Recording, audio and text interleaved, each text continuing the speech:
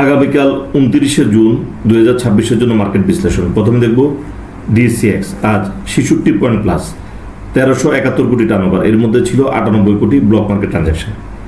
এখানে ব্লকটা অবশ্য আজকে একটু বেশি। মার্কেট গত 3 কার্য দিবসে 3-4 কার্য দিবসে আমি বারবার বলছিলাম মার্কেট আনস্টেবল। তো মার্কেট একদিকে বাড়ছিল আর আমি বলতেছিলাম যে মার্কেট আনস্টেবল। অনেকেই বিরক্ত হচ্ছিল যেটা হলো যে ঠিকভাবে অ্যানালাইসিস হচ্ছে না।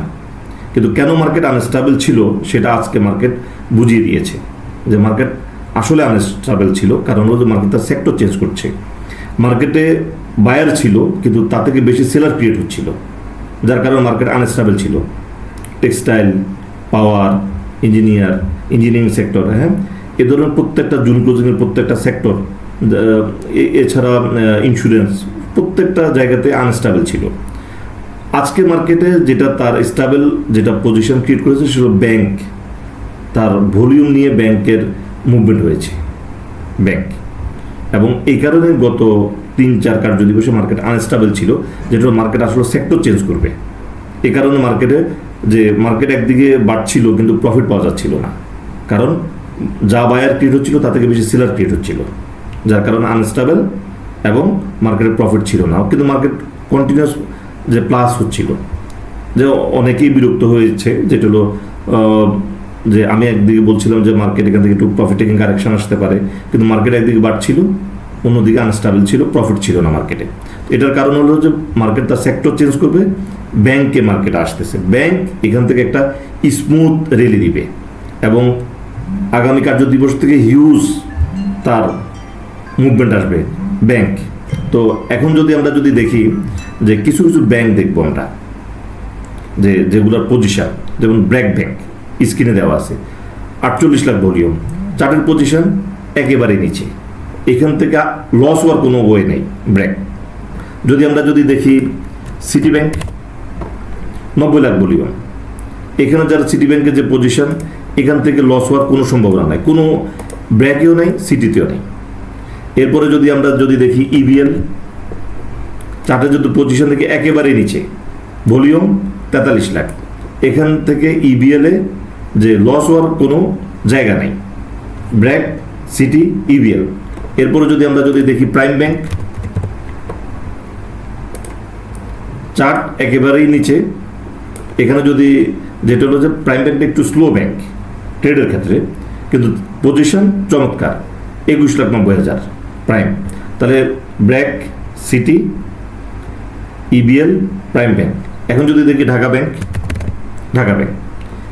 42 লাখ তার ভলিউম, এই শেয়ারটা চার্টের পজিশন একেবারে নিচে। এই যে কয়েকটা যে ব্যাংকের নাম বললাম তা থেকে এটাকে আমি একটু বলবো যে বেস্ট পজিশন, কারণ তার 10% ক্যাশ, অর্থাৎ হলো এখানে তার যে শেয়ার সংখ্যা বাড়বে না, স্টক ডিভিডেন্ড নাই, শেয়ার সংখ্যা বাড়বে না, অর্থাৎ হলো যে ভলিউম আছে এখানে তার র্যালি হওয়ার যথেষ্ট জায়গা ক্রিয়েট করে। কারণ এখানে অন্যান্য শেয়ারগুলোতে ক্যাশ ডিভিডেন্ড আছে, বোনাস স্টক ডিভিডেন্ডও আছে, এই শেয়ারটার মধ্যে শুধুমাত্র কি ক্যাশ ডিভিডেন্ড, এবং চার্টের পজিশন, ভলিউম সবটাই বলছে যে হিউজ গেইন আসবে ঢাকা ব্যাংক। এরপরে আমরা দেখি উত্তরা ব্যাংক, বেস্ট পজিশন একেবারে চার্টের নিচের দিকে, ভলিউম 36 লাখ। আজকের যে শেয়ারগুলো যে আমরা ব্যাংকের যে ভলিউমগুলো দেখলাম, যেমন BRAC 48 lakh, city 90 lakh, EBL 43 lakh, prime 21 lakh, Dhaka bank 43 lakh, অর্থাৎ হলো 42 লাখ। অর্থাৎ হলো যে এই যে আজকে যে ভলিউমটা যেটা ক্রিয়েট করেছে, এটা টেকনিক্যাল অ্যানালাইসিস অনুযায়ী যেটা বোঝা যাচ্ছে, যেটা আগামীকাল তার ব্যাংকের ভলিউমটা জাস্ট ডাবল হয়ে যাবে প্রত্যেকটা ব্যাংকের, এবং হিউজ যে র্যালির জন্য প্রস্তুত। যেটা আমরা যদি বলি যে ব্যাংকের প্রাইস অনুযায়ী, যেমন ব্র্যাকের একটু প্রাইস বেশি, যেমন আমরা আরেকটা শেয়ার আলোচনায় আসে সাউথ ইস্ট, যেটা প্রাইস কম আছে, পজিশন ভালো।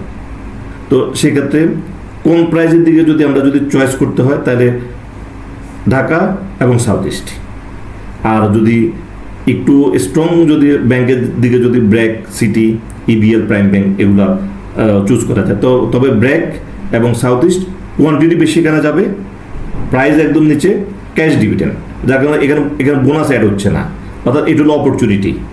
এবং এখানে যে চার্টে যে পজিশন, এখান থেকে দেখা যাবে যে হিউজ জায়গা রয়েছে যেখানে বাড়ার মতো। আর যদি স্টক ডিভিডেন্ড থাকতো সেখানে একটু সেলের একটা বিষয় ছিল, এইসব ঢাকা ব্যাংকের মধ্যে সেটা নাই। পজিশন চমৎকার, ভলিউম মানে এন্ট্রি দেওয়ার মতো জায়গা। ব্র্যাক এটা তো আসলে যে এখনকার মধ্যে যদি প্রথম সারি যদি ব্যাংক বলা হয় তাহলে ব্র্যাক সিটি আমরা এটা বলতে পারি, যেটা বাজারের রিউমার এটার অনেক দূর যাওয়ার। তো আমরা আশা করি যে এই ব্যাংকগুলোর মুভমেন্ট হবে, ভালোভাবে হবে, এবং আগামীকাল থেকে প্রত্যেকটা ব্যাংকের মুভমেন্ট আসবে। তবে অবশ্যই যেগুলো দুর্বল ব্যাংক, এই ব্যাংকগুলো ছাড়া, যে এই ধরনের যে আজকে যে আলোচনা, এই ব্যাংকগুলোতে আমরা মনোনিবেশ করা উচিত।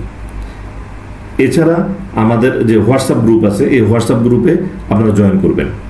ট্রেডারে ওয়াচ লিস্ট দেওয়া হচ্ছে, যেটা আপনাকে সিদ্ধান্ত নিতে সহজ করে দিবে। কখন বাই স্টপ রাখতে হবে, কখন বাই করতে হবে, কোন শেয়ার বাই করতে হবে, আপনি আইডিয়া নিতে পারবেন। এছাড়া আমাদের যে 59তম যেটা ব্যাচ শুরু হবে আজকে থেকে, এটাতে আপনি জয়েন করবেন। কেন এটাতে জয়েন করবেন? কারণ হলো 1 থেকে 59 এই পর্যন্ত ব্যাচ, তাহলে বুঝতে হবে যে এটা প্রফিটেবল দেখে এতগুলো ব্যাচ করা সম্ভব হয়েছে। তো আপনারা সবাই কোর্সে অংশগ্রহণ করবেন এবং হোয়াটসঅ্যাপ গ্রুপে জয়েন থাকবেন, যাতে মার্কেট চলাকালীন সময় আপনি ইনফরমেশন পান, যেটা আপনি ওই ইনফরমেশনের সাথে আপনার নিজস্ব চিন্তাভাবনাটাকে কাজে লাগাবেন। সেটা যেটা হবে আপনাকে প্রফিটেবল করবে। যে একটা যেটা অ্যানালাইসিস, এই অ্যানালাইসিসের হয়তো ব্যাংক বলা হচ্ছে, আপনি আপনার বুদ্ধিমত্তা দিয়ে ব্যাংকের সাথে যে কিভাবে এন্ট্রি নেওয়া যায় নাকি স্টপ রাখা যাবে, আপনার একটা সিদ্ধান্ত নিতে সহজ হয়ে গেল। যে আপনি মার্কেটের কোন দিকে যাচ্ছে মার্কেট, সেটা হয়তো আপনি এই বিষয়টা ওভারলুক করে যাচ্ছিলেন, এখন ক্লিয়ার হয়ে গেছে যে না, ব্যাংকের দিকে মার্কেট যাচ্ছে, এবং এই কারণে মার্কেট কয়েকদিনের আনস্টেবল ছিল। এখন মার্কেট স্টেবল পজিশনে আরও কয়েকদিন চলবে, কারণ হলো তার যে জায়গাতে র্যালি করার মতো জায়গাটা, সেই জায়গাটাতে আজকে মার্কেটে যে মানি ইনজেক্ট হয়েছে, এবং এখান থেকে দেখা যাবে যে মুভমেন্ট আসবে। তো আমরা যে শেয়ারগুলো নাম বললাম সেটার মধ্যে BRAC, city, EBL, prime bank, Dhaka bank, এই কয়েকটা ব্যাংক, এছাড়া উত্তরা, সাউথ ইস্ট। তবে কম দামের মধ্যে ঢাকা এবং সাউথ ইস্টকে প্রাধান্য দেওয়া উচিত। আর ঢাকা ব্যাংকের যেটা বলছে সেটা হলো ক্যাশ ডিভিডেন্ড, যেহেতু এটা হলো যে এটা আপনাকে এক্সট্রা প্রেশার রাখবে না, যেটা হলো যে সেল প্রেশারটা কম থাকবে, যেখানে তো বোনাস ক্রেডিট হওয়ার কিছু নেই, ক্যাশ ডিভিডেন্ড। তো এটা এটা এটা হয়তো ভালো একটা আপনাকে রেলি দিবে, প্রত্যেকটা ব্যাংকই দিবে। সেক্ষেত্রে এটার প্রাইস কম, সাউথ ইস্ট প্রাইস কম, ঢাকা ব্যাংক প্রাইস কম, এগুলোতে কোয়ান্টিটি শেয়ার কিনতে পারবেন। তো আজকের আলোচনায় পর্যন্ত, ধন্যবাদ।